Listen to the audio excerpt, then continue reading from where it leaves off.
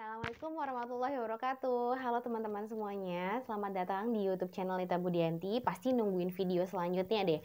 Pada video kali ini kita akan membahas tentang masih tentang sistem pencernaan, tapi ini adalah sesi akhir dari sistem pencernaan. Jadi jangan lupa teman-teman juga tonton video-video tentang sistem pencernaan sebelumnya, karena ini akan saling terkait. Karena beberapa yang materi-materi di blog sebelumnya juga kan tidak akan direview di sini. Saya hanya mereviewnya dari beberapa poin-poin pentingnya aja. Jadi teman-teman jangan lupa saksikan video tentang sistem pencernaannya ya.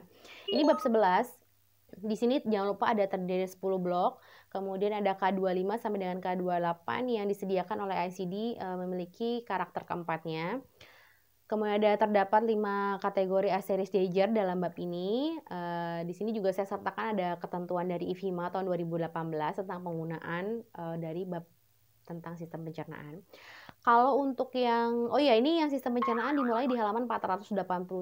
Jadi kalau teman-teman sekarang lagi buka buku ICD-nya, silahkan dicek di halaman 487, volume 1 tahun 2016. Nah, di video sebelumnya kita sudah bahas beberapa blok-blok ya. Sekarang kita bahasnya itu di K65 sampai dengan K67 sampai dengan terakhir selesai. Nah, di sini ini halamannya itu dimulai di halaman 519. Itu di peritonitis di K65, kemudian di bawahnya ada subkategori K65.0, akut peritonitis, kemudian ada other peritonitis dan peritonitis unspecified. Di K66 ada other disorder of peritoneum, kemudian K67, nah ini di akhir kita ketemu A-series Deiger ya. Ini berarti ada hubungan sebab akibat. Jadi teman-teman jangan lupa juga tonton tentang dasar-dasar codingnya. Di situ sudah dijelaskan juga terkait dengan A-series dan Deiger.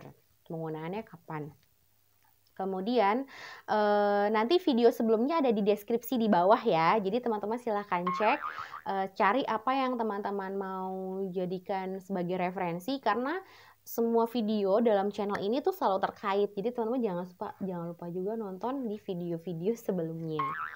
Kemudian kita masuk ke disease of liver. Tadi kategori yang tadi di peritoneum itu sudah selesai. Sekarang masuk ke disease of liver di K70 sampai K77. Ada exclude juga, exclude and exclude, include, not. Kemudian ada konvensi tanda baca, selalu harus diingat oleh coder dalam menentukan kode akhir. Ada K70 alcoholic liver disease, ada K71-nya toxic liver disease. Di sini juga disediakan ada chapter tambahan, ada additional external cause, itu untuk mengidentifikasi toxic agent-nya itu apa. Kemudian masuk ke K72 hepatic failure NEC. Ada include, exclude, hati-hati ada hepatic koma berarti masuk ke sini.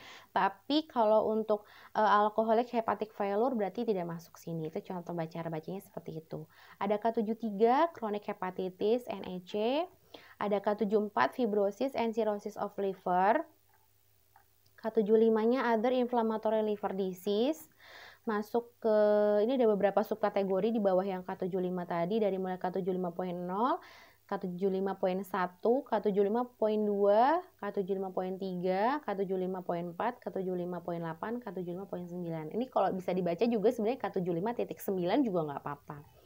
K76 ada other disease of liver, ada fatty liver, kemudian ada fatty liver yang non-alkoholik ya, karena yang tadi alkoholik itu ada di atas kodenya. Nah ini, alcoholic liver disease adanya di K70, tapi kalau yang non-alkoholik berarti adanya di K76. Masuk ke selanjutnya ada K77, kita temukan lagi ada A-series Deiger di sini. Ini ada A-seriesnya, ada Deigernya, jadi silahkan di cross check mana yang dijadikan sebagai kode akhir. Masuk ke range blok selanjutnya, disorder of gallbladder, biliary tract, and pancreas K80 sampai K87. Ada cholelithiasis K80. Ini any condition list in K80.2 with acute cholelithiasis masuk ke dalam sini juga. Nah, ini ada K80.2. Ini hati-hati karena ada beberapa keterangan seperti ini ya. Jadi ini kalau cholecystolithiasis kemudian unspecified or without cholelithiasis berarti masuknya ke sini, itu cara bacanya seperti itu. Kemudian ada K81, ini ada K82 other disease of gallbladder. Masuk ke K83 ada other disease of biliary tract ya. Kemudian ada akut pankreatitis K85. Kemudian ini juga ada use additional external class code if desired to identify drug. Ada K86 other disease of pancreas. Kemudian ini K87 ada lagi aseris dager di sini. Ini aserisnya, ini aseris. Kemudian di sini ada dagernya. Nah, kemudian ada other disease of the digestive system, berarti tidak termasuk di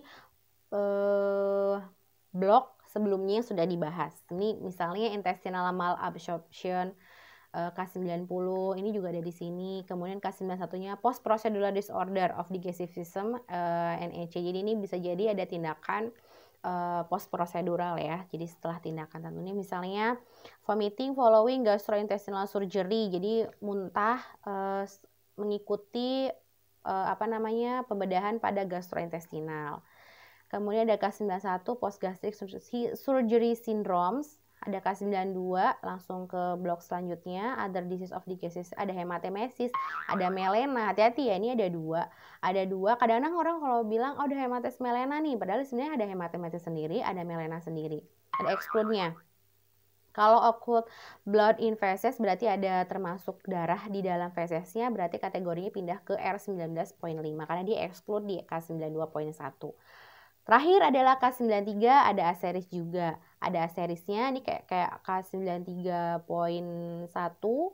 asteris, ada di megacolon Chagas disease, berarti dagernya di B57.3. Nah, ini saya daftar pustakanya itu selalu mengambil tampilannya dari buku ICD volume 1, volume 2, dan volume 3 versi 2016. Jadi teman-teman kalau sudah punya bukunya silahkan dibaca, silahkan disinkronkan, karena ini materi sebetulnya sama banget dengan yang buku maupun softfile yang teman-teman sudah punya. Kemudian ada lagi modul IFHIMA tahun 2018, itu untuk education ya, untuk pendidikan yang bisa dijadikan pedoman bagi teman-teman mahasiswa ketika proses penetapan kode akhir. Terima kasih sudah menyaksikan video ini. Jangan lupa ada video-video lain yang sudah disiapkan di channel ini bagi teman-teman yang selalu mencari pembaruan dan literatur tentang kodifikasi dan klasifikasi penyakit. Terima kasih. Wassalamualaikum warahmatullahi wabarakatuh.